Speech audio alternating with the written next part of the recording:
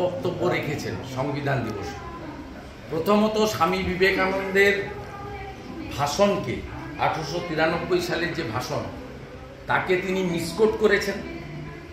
দ্বিতীয়ত তিনি বলছেন যে স্বামী বিবেকানন্দ বলছেন যে আমি একটা এমন ধর্ম থেকে আসি, হিন্দু ধর্ম, যে ধর্ম সবাইকে গ্রহণ করে ও সব কিছু সহ্য করে। দিয়ে বলছেন এখন কি তা আছে? তার মানে উনি পার্টিকুলার বিজেপি বা সনাতন সংগঠন বা বিরোধী দলনেতা বা বিজেপির এমএলএদেরকে অ্যাটাক করেননি। তিনি বলেছেন স্বামী বিবেকানন্দ 1893 সালে যে সনাতন হিন্দু ধর্মকে বলেছিলেন যে ধর্ম সহনশীল, যে ধর্ম সবাইকে নিয়ে চলে, এখন কি তা আছে?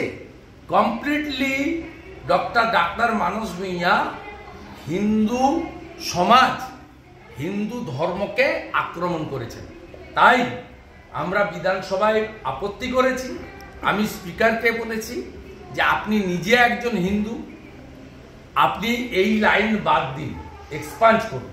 কিন্তু যেহেতু স্পিকারের একটা চোখ বন্ধ থাকে, একটা চোখ খোলা থাকে, এবং তিনি আবার গরুর গাড়ির হেডলাইট আঞ্চলিক দলের সর্বভারতীয় কমিটিতে মেম্বার হয়েছেন, স্বাভাবিকভাবে এই স্পিকারের কাছ থেকে জেস্টার পাওয়া যাবে না।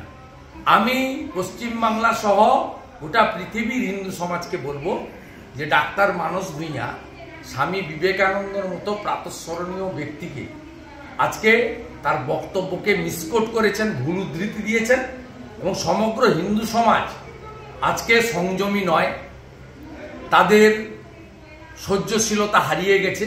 মানে হিন্দু সমাজ মূলত তার অন্তর্নিহিত ব্যাখ্যা বলতে গেলে বলা যায় যে হিন্দু সমাজ আজকে র্যাডিক্যাল হয়ে গেছে, তারা উগ্র হয়ে গেছে। এটাই ছিল তার মোদ্দা কথা।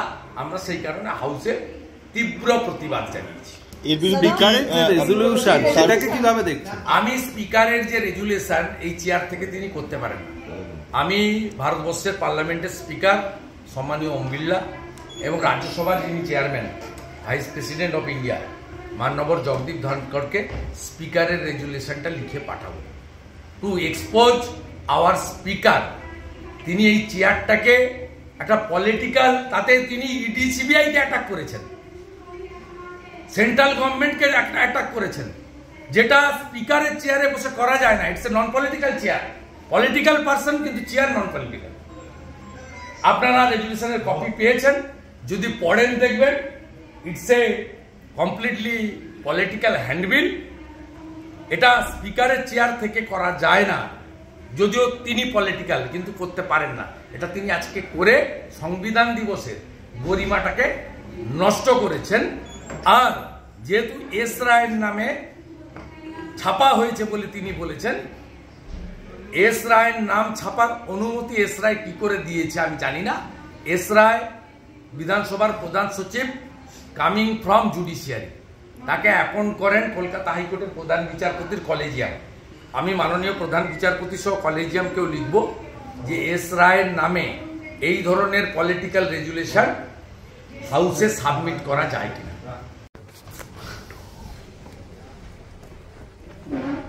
মানুষের সেবা করার জন্য সেদিন রাত্রিবেলায় তাকে দুষ্কৃতীরা বিজেপি থেকে সরিয়ে দিই।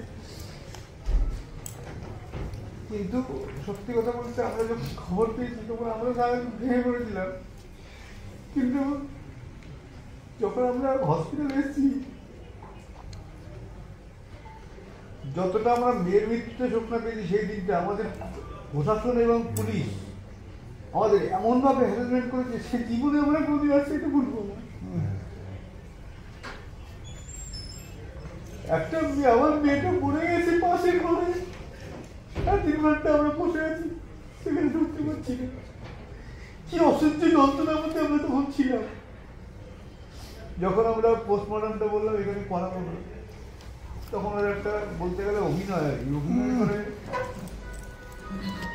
বিভিন্ন রকম এই করা হবে ওই করা হবে বলে প্রশ্নটি আরজি করেই করে ছাড়লো। এবং আরজিকর থেকে যারা প্রশাসন এবং পুলিশের লোক, আমার মেয়ের দেহ আমরা কিছুতেই মানে সেদিন ডাকবো আর কি, দাদা থানায় গিয়ে 2 ঘন্টা বসে রইলাম, আমাদের কোনো পাত্তাই দিল। উল্টে দাদা থানায় আমাদের এত অ্যারেঞ্জমেন্ট করেছিলাম, মানে আর কিছুক্ষণ থাকলে হয়তো আমার মেয়েকে, আমাদের দাদা থানায় আর কিছুক্ষণ থাকতে আমার মেয়েকে পুড়িয়েই দিত, এরকম পরিস্থিতি। এবং সত্যি কথা বলতে কি, আজকে বলতে আমার কোনো ইয়ে নেই যে আমরা যে মেয়ের দাহ হয়েছে সেখানে যে আমাদের যে কাজ আছে সেই কাজ আমরা কিছু করতে হয়নি, প্রশাসনের পক্ষ থেকে এমনিতেই হয়ে গেছে সব কাজ। আমরা গিয়ে দেখি 3টে ডেড বডি রয়েছে, তার সামনে আমার মেয়েকে যেখানে সাধারণত ঢুকতে দেওয়া হয় না, আমি তো হসপিটালে একটা গেছি, চুল্লির সামনে ঢুকতে দেওয়া হয় না সাধারণ লোককে, সেখানে আমার মেয়েকে শুয়ে যেটুকু কাজকর্ম করে সব যখন চুল্লিতে ঢুকে গেল, প্রশাসনেরও দেখা নেই, পুলিশেরও আর দেখা নেই। তারপরে 3-4 দিন যে আমাদের উপরে যে টর্চার চলেছে প্রশাসনের পক্ষ থেকে, সেটা আপনাদের বোঝানো আমাদের পক্ষে খুবই কষ্টকর ব্যাপার। মানে সেই মানে ওই 9 তারিখ থেকে 9, 10, 11, 12, 13 তারিখ দুপুর পর্যন্ত যা হয়েছে আমাদের উপরে, সেটা আমরা ব্যাখ্যা করা কোনো ভাষা নেই আর কি আমাদের উপরে। করেছে করে যখন সিবিআই কাছে গেলে সেদিন দুপুরবেলাও, এবং পুলিশও, আমরা কে উকিল রাখবো কী করবো সেটা তাদের কৈফিয়ত দিতে হবে। এবং আমাদের টাকা দিয়ে তো প্রথম থেকে কেনার চেষ্টা হয়েছে। আমরা দৃঢ় মানসিকতা, ওরকম একটা মেয়েকে হারিয়ে আমরা টাকার কাছে, টাকা আমার মেয়ের কাছে জিনিস ছিল না, তার জন্য আপনাকে পুলিশ কি টাকার অফার করেছে? আপনি বলছিলেন হ্যাঁ, ডিসি নট টাকা দিতে চেয়েছিল। কারণ দিদি আপনার একটা টিভিতে দেখছিলাম, তারপরে আবার রাজ্য সরকারের রাস্তা আছে। প্রথম অবস্থাতে আমাদের কোনো রাস্তা ছিল না, প্রথম অবস্থাতে আমাদের কোনো রাস্তাই ছিল না। পাশ থেকে কার গলা শুনছিলাম আমরা যখন বলছিল? সঞ্জীব মুখার্জি কাউন্সিলর। তখন আমি করতে চাইনি, আমার প্রচন্ড জ্বর, শরীর খারাপ ছিল, জোরজবস্তি করে আমাদের ভিডিওটা করানো হয়েছিল, যেহেতু ডিসি নট সুবর্ণ গোস্বামী এসে বাইরে ব্যাপারটা মিডিয়াকে বলেছিলেন, ওই জন্য রাত্রিবেলা এবং গোলা থানার অফিসার আমাদের 10 সময় গাড়ি নিয়েছে, ওই সঞ্জীব মুখার্জি আমাদের থেকে ভিডিও করছে। সেই ভিডিও তো পরবর্তীকালে পার্টি অফিস থেকে পাবলিশ করা হয়েছে, যখন আমি আরজি করে গিয়ে প্রশ্নটা তুলেছিলাম। তারপরে মানে আমরা আপনাকে একটা কথা দিচ্ছি, 10 আপনাদের কাছে তারিখে একটাই আমাদের সবার আমার অনুরোধ, আপনারা আন্দোলনটা শুনুন, আদালত বিচার করবে ঠিক আছে, কিন্তু এই যে অন্যায়গুলো আমাদের সঙ্গে হয়েছে সেগুলোর বিচার আমাদের জনগণের কাছ থেকে নিতে হবে, রাস্তা থেকে তুলতে হবে। রাস্তায় আন্দোলন করে আমরা সেকেন্ড চার্জশিটটাও দেখছি, সাপ্লিমেন্টারি চার্জশিট কী আছে, সেটা যদি আমাদের ঠিক মনঃপুত না হয়, আমরাও বাধ্য হয়ে আন্দোলন করবো। আমরা আপনাদের কথা দিচ্ছি, আমরা সবাই আপনার সঙ্গে, এটাই আপনাদের কাছে আমার সবাই এই জন্যই আজকে আমরা অঙ্গীকার করবো, আমরা আছি। আমি যেন দেখতে পাই যে আপনারাও আমার সঙ্গে আমরা আছি।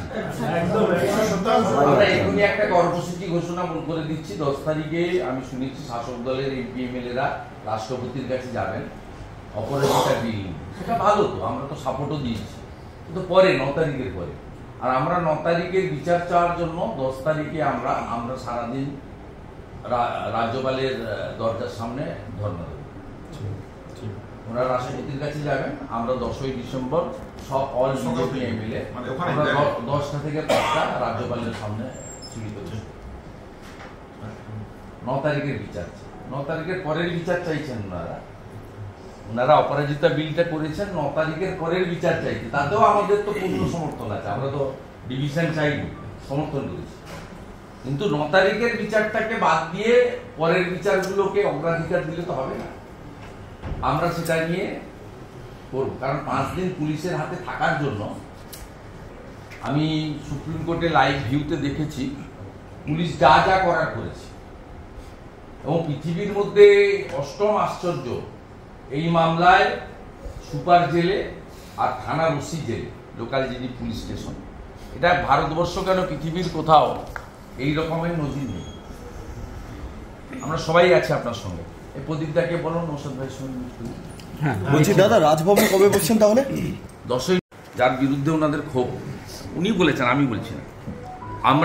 ওনারা যাচ্ছেন অপরাজিতা বিলের দ্রুত অনুমোদনের দাবিতে রাষ্ট্রপতি মহোদয়ের কাছে। আমরা সেটাতে সমর্থন করি, কারণ বিধানসভাতে সমর্থন করেছি। আমরা 10 তারিখের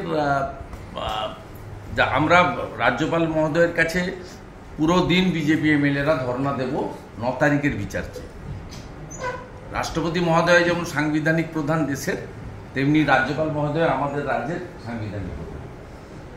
ওনারা যাচ্ছেন 9 তারিখের পরের পানিশমেন্ট দেওয়ার জন্য। আরেকটা আরজিকর হলে পানিশমেন্ট দিতে চান, অপরাজিতা বিল সেইটাই বলেছে। আমাদের সমর্থন আছে, কোনো আপত্তি নেই, কিন্তু আমরা 9 তারিখটাকে বাদ দিতে পারি না। আমরাও 9 তারিখের জন্য সারাদিন বিজেপি এমএলএরা আজকে ওনার বাবার কাছে কমিট করলো। আর ওনার পিতৃদেব মাতৃদেবী যেটা চেয়েছেন খুব আমি মনে করি লজিক্যালি, কারণ ভারতবর্ষে আজকে সংবিধানের প্রথম লাইনটা হচ্ছে for the people, by the people, of the পিপুল।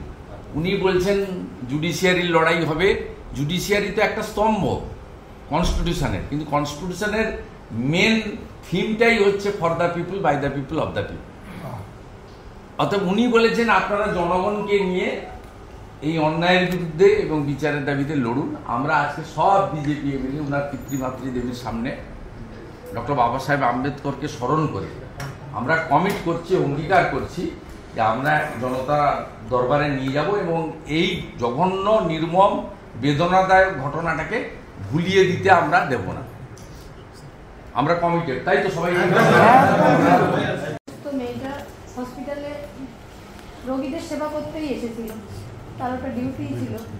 ডিউটিগত অবস্থায় রাত্রি 11:15 সে আমার সঙ্গে কথা হয়েছিল এবং সে আমাকে বললো, মা কোনো চিন্তা নেই, তোমরা খেয়ে দিয়ে ঘুমিয়ে পড়ো।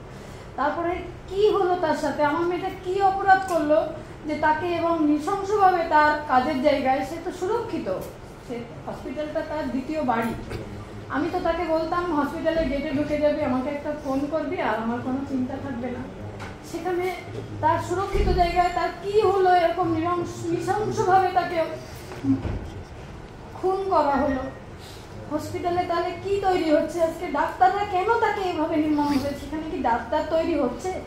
আর আমাদের দেশে মহিলারা কি কাজের জায়গায় সুরক্ষিত? এটা আমি আজও জানতে পারলাম না যে আমার মেয়ের সাথে সেই রাতে কি ঘটেছিল। এত যন্ত্রণা, এত তিল করে আমি প্রতিনিয়ত শুধু আমার সাথে নিজেকেই কোশ্চেন করি, কি হলো তার সাথে? আমার মেয়েটা কি এমন অপরাধ করলো যে তাকে এইভাবে নির্মমভাবে মারা হলো?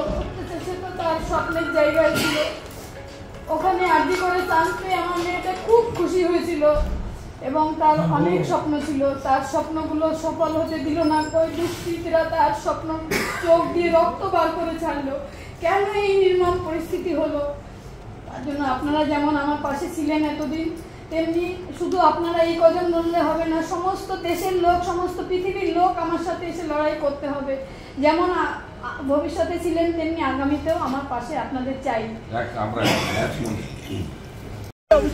ভাইয়া মাতা পিতা से क्या बात हुआ दादा?